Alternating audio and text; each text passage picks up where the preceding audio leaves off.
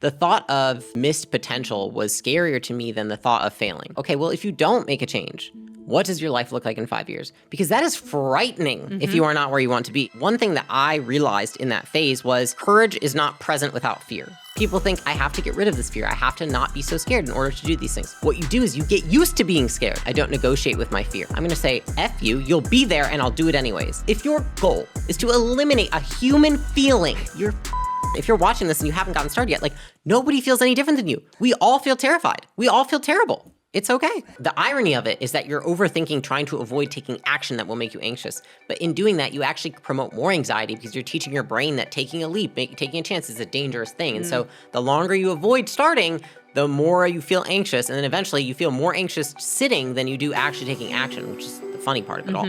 I think I felt almost relieved when I took action and then actually elated the day after. So when I was in that phase, it was constantly consuming courses, watching YouTube, it's funny because someone asked me recently, do you watch YouTube? I was like, I just got back into watching more. I haven't in so long because I overconsumed for so much of my time that I could have just been doing. Yeah. You know what I mean? So I think it's constantly consuming things, ideating. You buy a domain, you never do anything with the domain. You start something, you do a project, you never launch the project. And it's constantly just because your brain's tricking you. I think a lot of times what people don't realize is that you have to work against your natural instincts to start a business. The thought of missed potential was scarier to me than the thought of failing. And so I think that people would do themselves a favor if they extrapolated out, okay, well, if you don't make a change, what does your life look like in 5 years? Because that is frightening if you are not where you want to be, if you are not any closer to where you want to be. And what changes between now and 6 months from now if you don't make the decision? Nothing, except you're more scared in 6 months because you've put it off longer.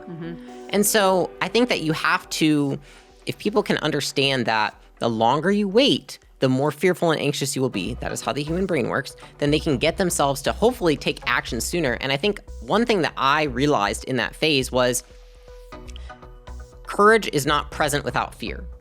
And so if you want to be courageous, fear has to be present. It is literally a prerequisite for courage. And so at that phase, that is what you have to have. So you have to have courage, which is to be able to take action in spite of fear, while fear is present. People think I have to get rid of this fear. I have to not be so scared in order to do these things. Not true at all. In fact, not at all. What you do is you get used to being scared. People are like, oh, I'm so jealous. You're so good at speaking. I get so nervous. I was like, I'm just good at being nervous. It's not that I'm not nervous. I'm better at being nervous than you. If your goal is to eliminate a human feeling, you're not going to eliminate fear, anxiety. This has been there for millions of years. You're not going to, you're not the one who's going to figure it out. And so I think that you have to learn at that phase to act despite those feelings. And that's the thing that got me going, is I was like, this is not real. This fear is made up in my head. It is an evolutionary thing. The more I educated myself on how the brain worked, the more I understood how I could get myself to take action.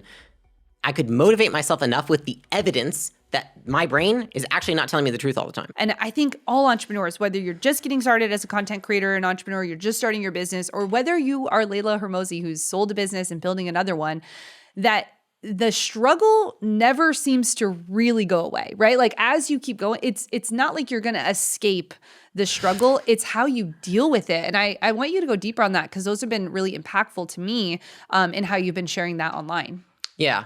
I'll tell you this, which is my good friend, Dr. Trevor Kashey. He said, Layla, if there's one thing I want you to hit on in your content to tell the people, is that you can feel one way and act another. Tell them that you feel like them, and tell them that you act differently than them. And so I think that is the only difference. People assume, they see, people like Ed Mylett and Gary Vee and all these people on stage, and they're like, oh, they must not feel how I feel. They do feel how you feel. They're human, right? But one, you can interpret emotions differently, right? And two is that you can understand that those emotions will always be present. You can change how you behave, though. So I can be terrified. I can still speak on stage. And so I think that what I've realized is that over time, and especially I'll tell you, you assume that when you make a certain amount of money, for some reason we correlate this, certain feelings will go away. You'll feel less anxious. You'll feel less stressed. You'll feel more successful.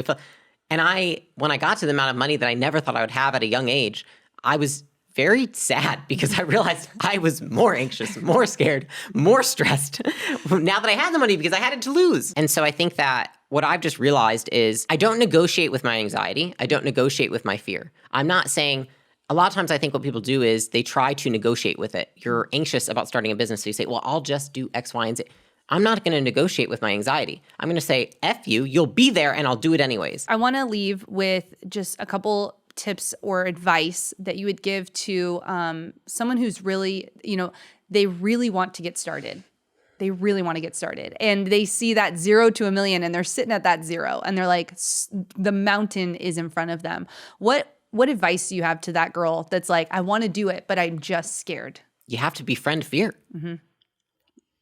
It's not stopping you if it's your friend. Mm-hmm.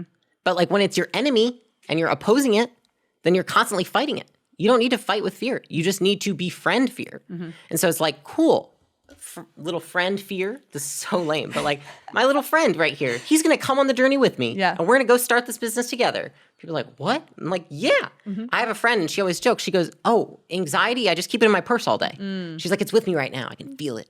And I'm like, what? And she's like, yeah. And sometimes he likes to pop out and say hey, and sometimes he goes back into my purse, but he's always there. And so I think that it's understanding that you have to befriend those negative feelings, expect them, and then walk yourself through once you get started and the negative feeling comes up, how are you going to handle it? Because that is always what I do. When the worst feeling comes up, when you feel absolutely terrible, when you feel terrified, how are you going to respond?